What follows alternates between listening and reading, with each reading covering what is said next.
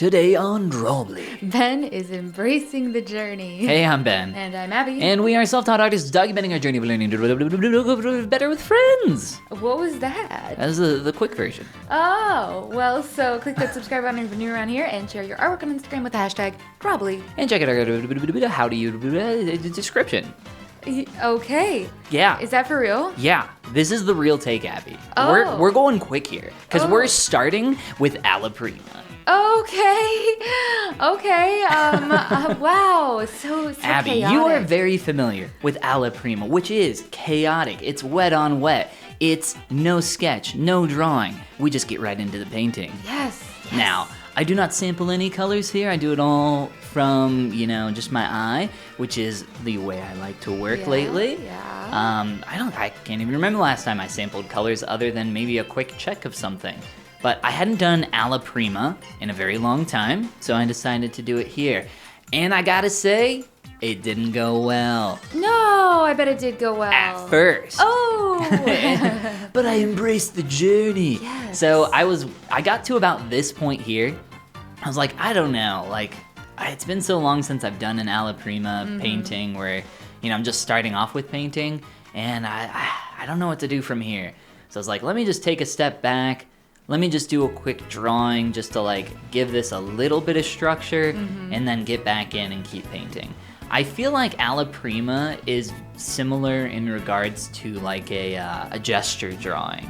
In a way. I do agree. Where you get more of the, not necessarily rhythm or flow, but it's more of a painting than if you just start with a sketch or a drawing. So I started to do the lines here, as you can see, and they actually, I didn't really even use them that much. It gave me a little bit of structure, but for the most part, I was like, yeah, that was a little helpful to make sure I'm on the right track. But it just came down to me continuing to paint. So that's exactly what I did. I just kept working on this. I trusted the process, and eventually it got to a good spot. You trusting the process is such a classic piece of you creating art, especially sculpting, where it meets that alien phase where you're like, everything probably is bad, but you're like, no, it's not bad, it's just in the middle, and that's a perfectly fine place to be. What's so funny is that when I am sculpting characters, so I was doing a live stream recently where I was making a character, and I streamed for 3.5 hours where I created this female character bust. I'll put it up here on screen, and I was an hour or two into it, and somebody said something in chat oh wow, that looks really bad, or something along those lines, and I was like, oh, I'm not even looking at it. I don't care if it looks bad because it's going to look good later. When you're sculpting specifically and you're focusing on form and building foundation, it looks weird because you're just creating basic messy shapes. And that's kind of what I'm doing here. I'm making sure that my lights and shadows are in the correct place, and when they're not in the correct place, I go back over them and I work on them more. I start here with the glasses, just doing a quick sketch just to get the basic shape down, and then I go back over it and I start cleaning it up with a new line to make sure that I'm getting some basics down. And this painting stays pretty simplistic for the whole thing. And I think it ends up looking cool because of that at the end. I just don't really give it any detail. It's all basic planar shapes, and it turns out pretty interesting. I like that. Leave it to the brain to kind of fill in the rest of the detail, because the brain will do that. Yeah, but I felt very similar to how I feel when I'm sculpting when I was working on this, which is really difficult to explain, but essentially I'm not actually looking at the piece what it looks like now.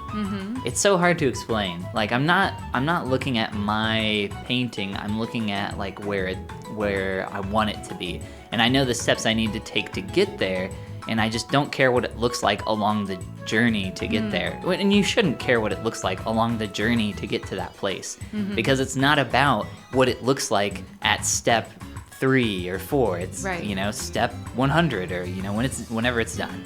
So it doesn't matter. Yeah. And that's just my whole mentality with sculpting, and I really felt that way here when I was painting and working on this piece.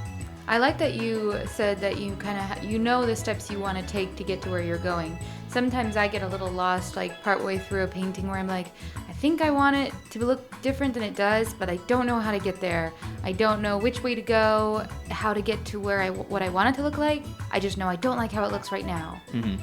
Do you ever experience that, or is it more just like, I'm just going to keep pushing on what I know how to do? Yeah, I probably, like, when I was working on this, the thing is, I've done this so many times. I've been sculpting for a decade now, or nearly a decade. So I am very comfortable with things looking bad. Like, I don't care if it looks bad, because I know that I can work on it more and make it better. So it's just like, I think it's more of just a confidence thing that comes with time and practice of knowing, like, oh, I've done this countless times. I don't care what it looks like while I'm working on it. I care what it looks like when I decide to put my pen down and say, okay, I'm finished. Like this mouth, for instance, I just created some paint on there and it looked really bad. So I was like, oh, I'll go up here and work on the mouth for a little bit. And I did this, and there was a point where I think I mentioned to you, I was like, oh, this character has an open mouth that I'm painting. Oh yeah, and that's always so hard. That's always so hard for me.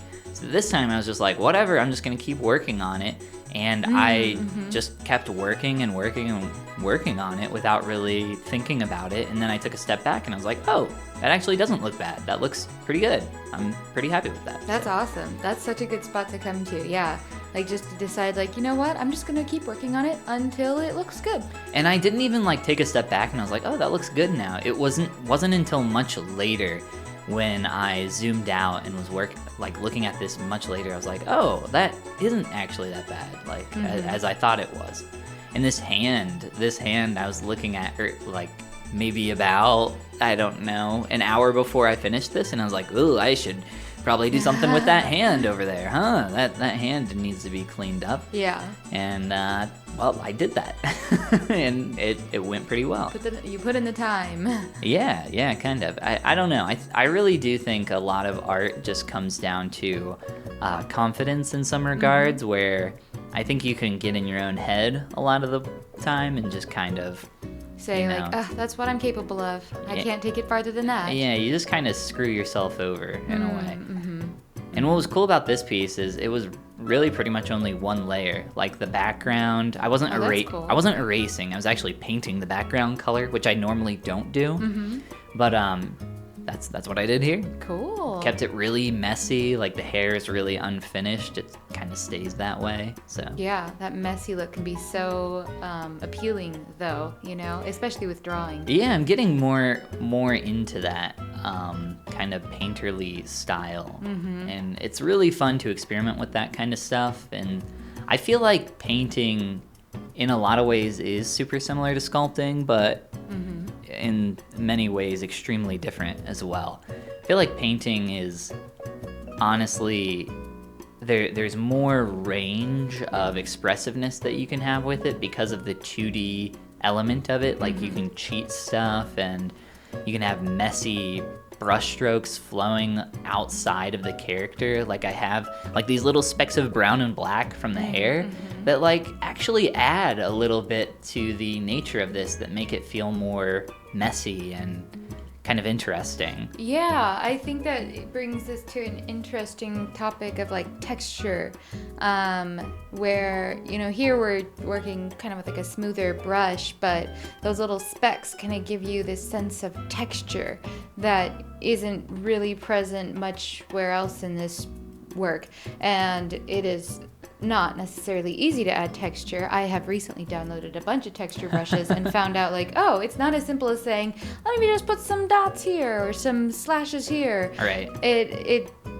Oh my gosh, it's so much more complex than that. But I think that is what I like about this, is like those specks kind of add some like texture look. It changes things up a bit. Yeah, I feel like this is one of my most confident paintings that I've done to date, and cool. I think it turned out really well because of that. It absolutely did. This looks really, really good so far. There's like the brushstrokes outside the hair, I think, are just kind of fun, and I was like, well, I could like erase those, but it's kind of interesting. Yeah. I think doing stuff in 2D that's just interesting for the sake of being like fun and interesting is really enjoyable. Absolutely. I mean, if it's not that every piece you work on has to be fun and interesting to you, but gosh darn it, some of them should be. Yeah.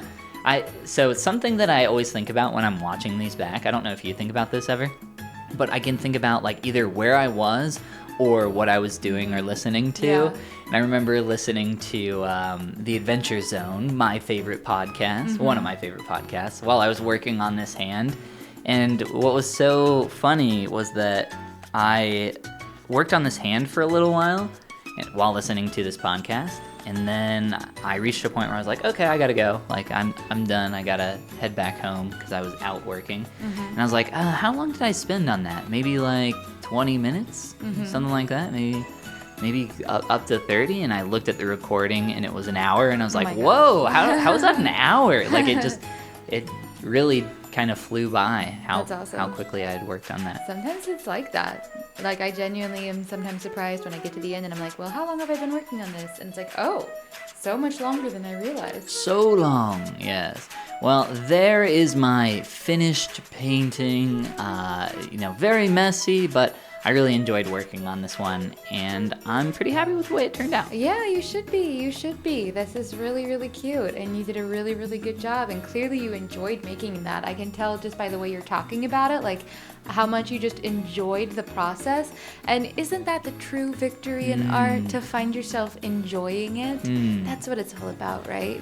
And if you want the true victory, click that like and subscribe button, and of course check out our guidebook, How to Easily Draw Every Day, at the link below in the description. Share your work on Instagram with the hashtag Drawbli, because drawing is better with friends. And this is the part where we say goodbye. Goomba. So you were at Starbucks drawing this? I was not at Starbucks. Were you at Fort Thomas Coffee? I was not at Fort Thomas Coffee. Where were you? I was at a new secret location. Did you go without me to a secret location? That was terrible, and I'll tell you about it later. Oh my gosh, I can't believe you went somewhere new without me.